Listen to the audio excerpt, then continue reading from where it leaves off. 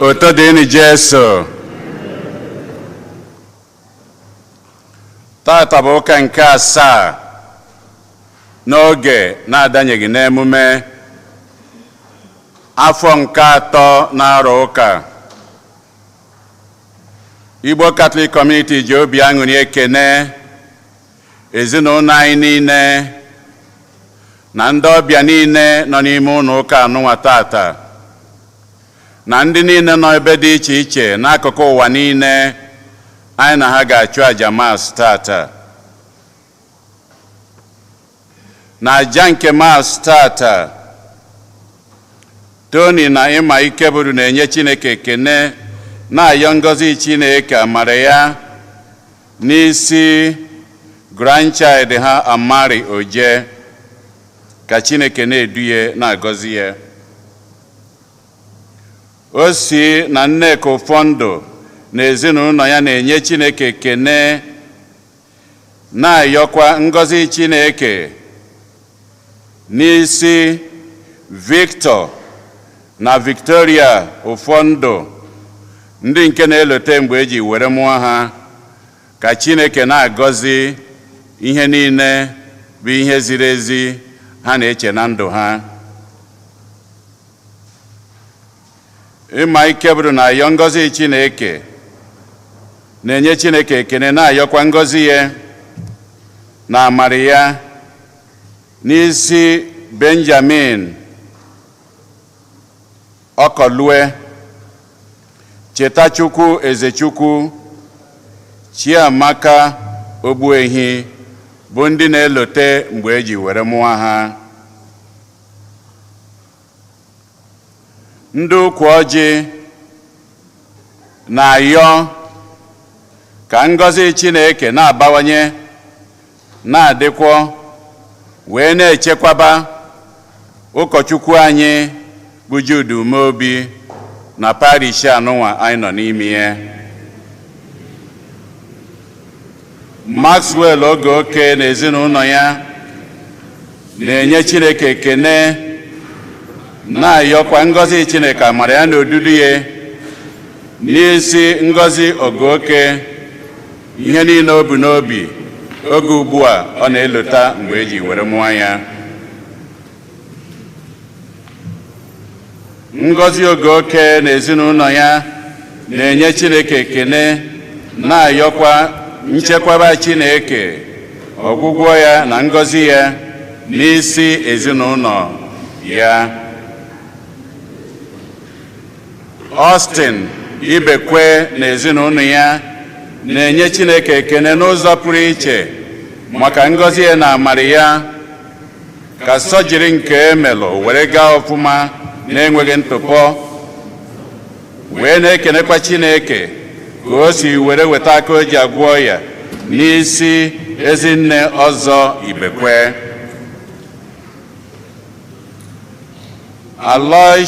Aloysius na Eukeria Udeze na ezinụlọ ya na-ayọ maka ihe Aloysius na Eukeria Udeze ihe niile ha bụ n'obi. Philip Nwike na ezinụlọ ya na-enye Chineke ekene na-ayọkwa ngọzi Chineke amara ya na odudu ya n'isi Chinyere Nwike, ka Chineke na-agọzi ya na-echekwabe ya oge ugbu a ọ na-elota mgbe eji were mụọ ya. Bonny Ezechukwu na ezinụlọ ya na-enyekwa Chineke ekene na-ayọkwa nchekwaba Chineke odudu ya n'isi Uju Ezechukwu, ihe niile o bu n'obi, ka Chineke gọzie ya oge ugbu a ọ na-elotekwa mgbe eji were mụọ ya. Ndị Igwe Lennox na Ngozi Anụnwa na-enye na-ayọ ngọzi Chineke na-ayọkwa ọdịmma ụmụaka niile n'ụwa niile na n'isi ụmụ nke ha, wee na-ayọkwa maka mkpụrụ obi nwa ha nwanyị Nkiru Cynthia Anụnwa Ọrakpụ. O si na-edu Itichuke na ezinụlọ ha na-ayọ maka mkpụrụ obi nwa ha nwoke Valentine Izuchukwu Chuke. Angela Fegbu na-ayọ maka ebere Chineke n'isi ndị niile arụ adịrọ n'ezinụlọ ha, wee na-ayọkwa maka mkpụrụ obi Silvanus Nwanna Amade. Kate Okoye na-ayọkwa maka mkpụrụ obi nwanne ya nwoke Charles Onyebuchi Ibe. Vivian Ejimole na ezinụlọ ya na-ayọ maka mkpụrụ obi mama ya Livina Ego Bekee Ọkwara Lawrence. Osi na Nneka Ụfọndụ na ezinụlọ ya na-ayọ maka mkpụrụ obi FOC Ọba, onye nke rapụrụ arọ 13 gara aga. Ka mkpụrụ obi ndị a niile nwụrụ anwụ anyị kpọpụtalụ, ka mkpụrụ obi ndị niile kwenụ gara aga. Onye isi nchụaja na aja nke maasị anyị tata bụ ụkọchukwu anyị Jude Umeobi. Kịta ka anyị were aṅụrị na okwukwe tiekọta ọnụ na ukwe.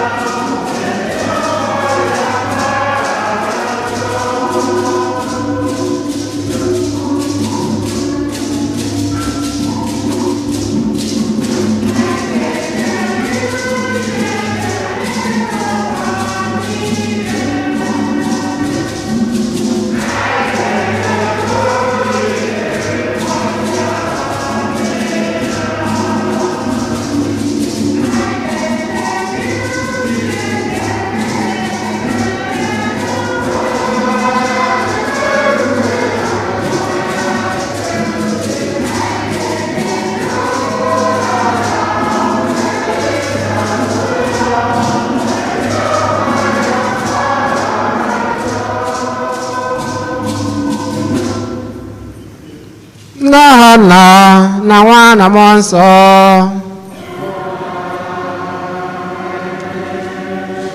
Onye nwe anyị nọnyere unu.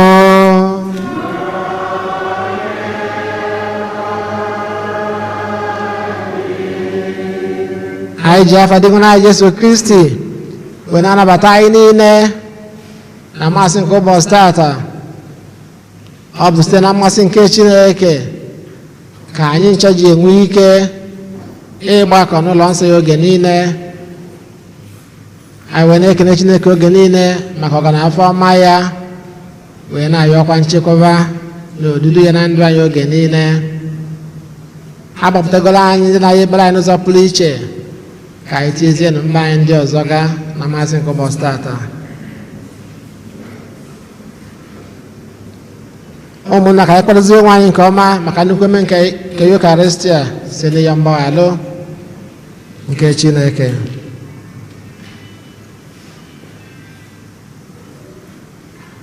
Onye bịara n'ụwa ịzọpụta ndị lewara eloha, onye nwe anyị mee ebere.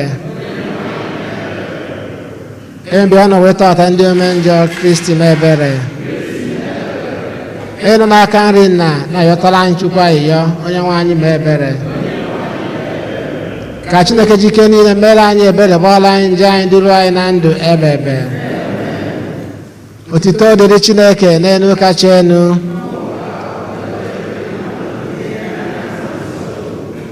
Anyị etoo gị, anyị ekwupụta ọlụ ọma gị, anyị esebụọlụ gị, anyị etoo gị ebube. N'ihi nnukwu ebube gị, sebụrụ ụwa Chukwu, eze nke n'igwe, Chukwu na jike niile.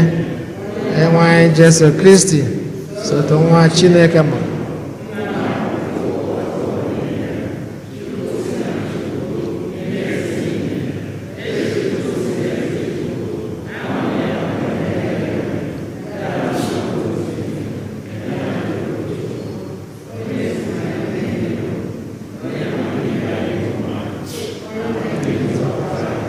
nara arịrịọ anyị onye nọ n'aka nri na mere anyị ebere n'ihi na sọ gị dị asọ sọ gị bụ dị nwenụ sọ gị o Jesu Kristi kacha dị elu nyere mmụọ nsọ na ebube Chukwu. Amen. Ka anyị rịọ arịrịọ. Chineke ji ike niile, anyị na-arịọ gị mee ka anyị na-achịgharị ihe bara uru echiche anyị mgbe niile, ka anyị na-eme ihe na-amasị gị, ka n'okwu ọnụ ka n'omume anyị wee lụọ na ngwụcha nke ndụ. Anyị na-arịọ nke a site n'ọdịgwu na Jesu Kristi nwa gị onye gị na ya dị ndụ na-achị ịdịkwa n'otu nke mmụọ nsọ Chukwu site n'ụwa tụ ụwa niile. Amen.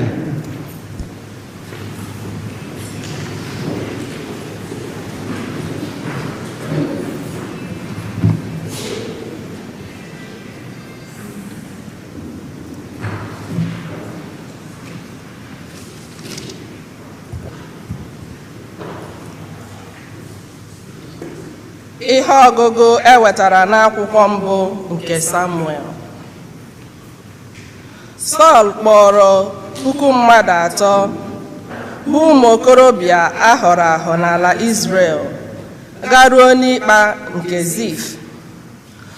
Ọ bụ David ka ha na-achọ n'ọzara nke Zif.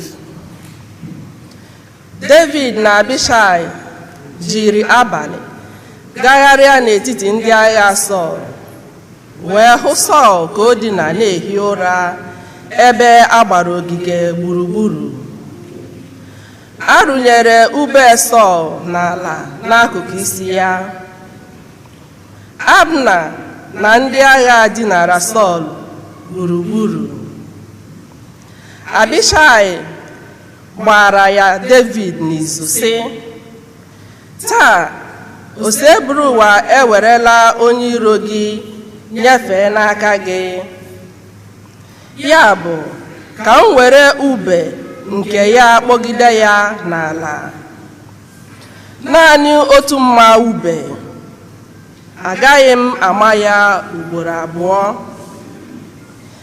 David aza Abishai sị, emerụkwara ya ahụ. Kedu onye ga-ewelite aka ya megide onye Chineke tere ude, aghara inye ya ọpịpịa maka ya? David ewere ube ahụ burukwa ite mmiri dị n'akụkụ isi Sọl, ha wee rie ọsọ. O nweghị onye hụrụ ha, nke ọ na-enwe onye mara ihe merenụ. Ọ dịghịkwanụ onye tetara n'ụra, n'ihi na ha dum nọ n'oke ụra nke siri n'aka oseburu ụwa dakwasa ha. David wee gafere na mpaghara nke ọzọ, were guzoro n'elu ugwu n'ebe dị anya. Nnukwu mbara ala kewara ha. David wee kpọọ sị, nke a bụ ube eze. Otu onye n'ime ndị agha ụnụ gafeta bịa were ya. Dinwenụ na-akwụghachi onye ọbụla ụgwọ otu omume na ihube isi ya si dị. Taa ka dinwenụ were gị nye n'aka m, mana agaghị m ewelite aka megide gị bụ onye Chineke tere ude. Okwu nke oseburu ụwa. Abụ ọma na azịza. Ihe anyị ga-aza bụ, onye nwe anyị bụ ebere na ịhụnanya. Onye nwe anyị bụ ebere na ịhụnanya. Onye nwe anyị bụ ebere na ịhụnanya. Onye nwe anyị bụ ebere na ịhụnanya. Zanụ ya.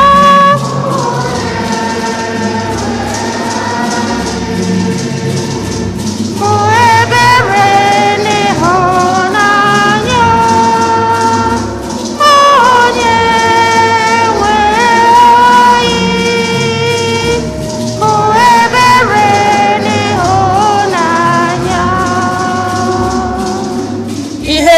niile dị n'ime m gọzie aha nsọ ya.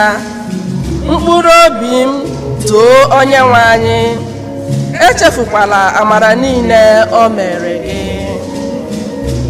Bụ ebere n'ịhụnanya onye nwe anyị. Bụ ebere n'ịhụnanya onye nwe anyị. Ịbụ ebere n'ịhụnanya. Ọ bụ ya na-agbaghara njọ gị niile, ọ bụkwa ya na-agwọ ọrịa gị niile. Ọ na-agbapụta ndụ gị ka ị ghara ịla n'iyi. O ji ịhụnanya na ebere kpube gị okpueze azịza. Ịbụ ebere n'ịhụnanya onye nwe anyị. Bụ ebere n'ịhụnanya onye nwe anyị. Bụ ebere n'ịhụnanya. Onyenwe anyị bụ onye ebere na onye amara. Ọ naghị ewe iwe ọkụ. Obiọma ya ebuka. Ọ naghị emesi anyị omume dịka njọ anyị si dị. Ọ naghị esocha ka njọ anyị si buo ibu akwụ anyị ụgwọ azịza. Ọ dị ebere n'ịhụnanya onye nwe anyị. Dị ebere n'ịhụnanya onye nwe anyị. Bụ ebere n'ịhụnanya. Dịka ọwụwa anyanwụ si tee aka n'ọdịda ya, otu ahụ ka o si eweti mmehie anyị aka n'ebe anyị nọ. Dịka nna si nwee obi ebere n'ebe ụmụ ya nọ, otu ahụkwa ka Onyenwe anyị si emere ndị na-atụrụ ya egwu ebere azịza. Ọ dị ebere n'ịhụnanya onye nwe anyị. Dị ebere n'ịhụnanya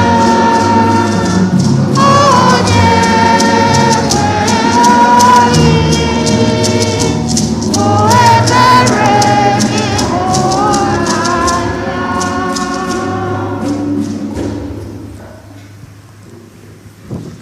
Ihe ọgụgụ ewetara n'akwụkwọ ozi mbụ Pọl dị asọ degara ndị Kọrint. Edere ya n'akwụkwọ nsọ na nwoke mbụ ahụ bụ Adam bụ mmadụ dị ndụ, ma Adam nke ikpeazụ aghọọla mmụọ na-enye ndụ. Ị hụkwara na mmụọ abụghị nke butere ụzọ. Nke butere ụzọ bụ mmadụ, nke bụ mmụọ ewee na-esota. Nwoke mbụ bụ onye nke ụwa, esiri n'aja kpụọ. Nwoke nke abụọ bụ onye nke igwe. Ndị akpụrụ n'ụwa dị ka onye nke ụwa. Ndị akpụrụ n'igwe dị ka onye nke igwe. Otu ahụ anyị si yi onye nke ụwa ka anyị sikwara nwee oyiyi onye nke eluigwe. Okwu nke ose bụ nwa.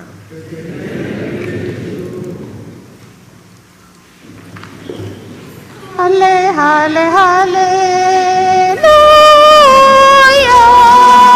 Hale, hale, haleluya. Hale, hale, haleluya. Haleluya, haleluya. Hale, hale, haleluya.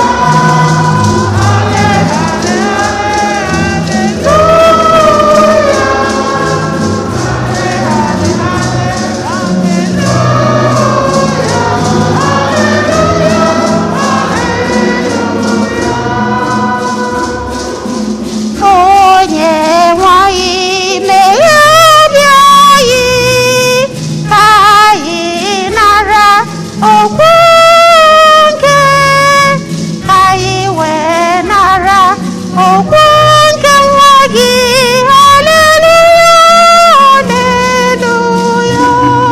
Haleluya, haleluya,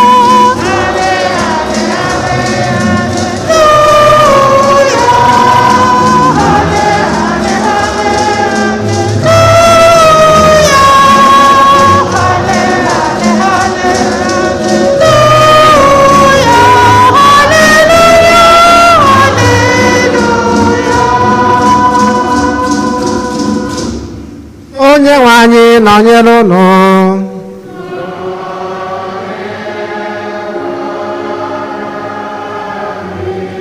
Ihe ọgụgụ nke a si n'ozi ọma dị nsọ nke Luku dere.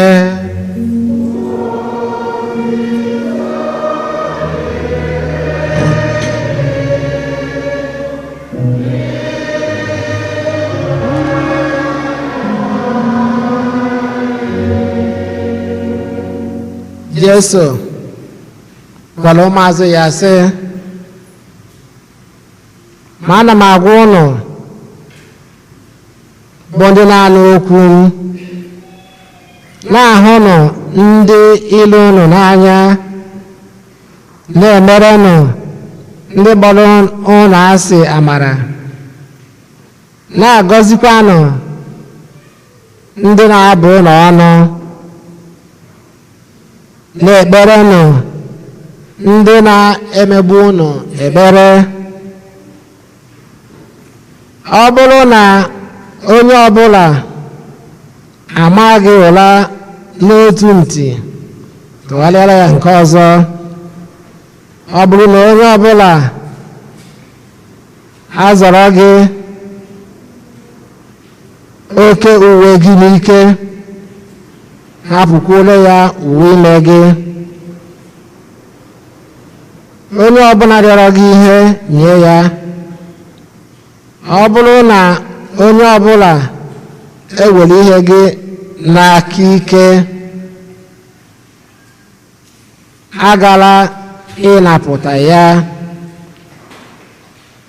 Ụdị ihe ahụ unu chọrọ ka ha na-emere unu, na-emerenụ ya ndị ọzọ. Ọ bụrụ na ndị unu na-ahụ n'anya bụ naanị ndị hụrụ unu n'anya, olee oke ihe unu mere? Ọ bụrụgodu ndị na-eme alụ, ọ bụ na ha anaghị ahụ ndị hụrụ ha n'anya n'anya? Ọ bụrụ na sọ ndị unu na-emeli ihe ọma, ọ bụ sọ ndị na-emeli unu ihe ọma ka unu na-emeli ihe ọma, kedu ebe unu gbadoro aka anụ ụgwọ ezi omume? Ọ bụrụgodu ndị na-eme arụ, ọ bụ na ha anaghị eme etu ahụ? Ọ bụrụ na ndị unu na-ebinye ihe bụ naanị ndị unu nwere olileanya na ha ga-akwụghachi unu ụgwọ unu, olee oke ihe unu mere? Ọ bụ na ndị na-eme alụ anaghị ebinye ndị na-eme alụ ibe ha ihe, nwee olileanya na ha ga-anatachikwa ihe niile ha binyere ha? Na-ahụnụ ndị iro unu n'anya, na-emerenụ ha ihe ọma. Binyenụ mmadụ ihe na-atụghị anya na a ga-akwụghachi unu ụgwọ. Mgbe ahụ ka a ga-akwụghachi unu ụgwọ buru ibu n'ezie. Mgbe ahụ ka a ga-akwụghachi unu ụgwọ buru ibu n'ezie. Mgbe ahụ ka a ga-akpọ unu ụmụ nke onye kacha elu, n'ihi na ọ na-ewere ihe ọma nye ndị ajọ omume na ndị anaghị ekele ya ekele. nwee na obi ebere dịka nna unu si wee nwee obi ebere. Unu ekpela mmadụ ibe unu ikpe ka a ghara ibe unu ikpe. Unu amakwala onye ọbụla ikpe ka a ghara ime unu ikpe. Gbaghara n'ibe unu ka e wee gbaghara unu. Nyenụ ibe unu onyinye ka e wee nye unu onyinye. Ọ ga-ebunye unu ihe ọma na akpa buru ibu nke ayọgharịrị ihe dị n'ime ya, nke asụjuru n'ọnụ, nke ihe ọma jupụtara na-awụsi awụsi. Chineke ga-adọba ihe ọma n'akpa ukwu unu, n'ihi na ụdị akpa unu ji tụnyere mmadụ ihe ka Chineke ga-ejikwa wee tụnyere unu ihe. Ozi ọma nke ose bụ ụwa.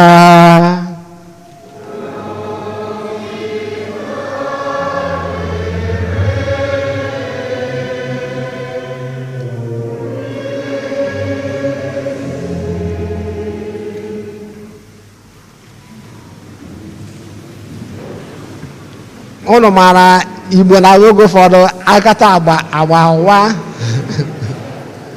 Anyway, tata anyị nwere together in mission, mana afọ obere ka anyị bịa na ya. Envelope dị n'azụ, mesịa anyị ga-ekwu ya. Mana ihe ọgụgụ agodula anyị tata, ọ bụrụ na anyị gbakọ dịka anyị si malụ na mgbe anyị nọ n'ime ụlọ ụka na anyị ga-eyi mask anyị, ọkwana ya? Ya ụlọ chọọchị anyị nwere ka ọ dị windo anyị dị na ndị ọ dịghị open na ndị mmadụ buru ibu, so onye ọrụ n'ebe a kwesịrị iyi mask, yiri ya ọfụma.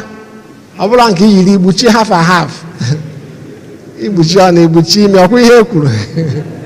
Ya ọ bụla nke eji emechi ụdị a na-egbu na Naija. Okay, so ihe ọgwụ tata na-ekwu maka imele mmadụ ebere. Ya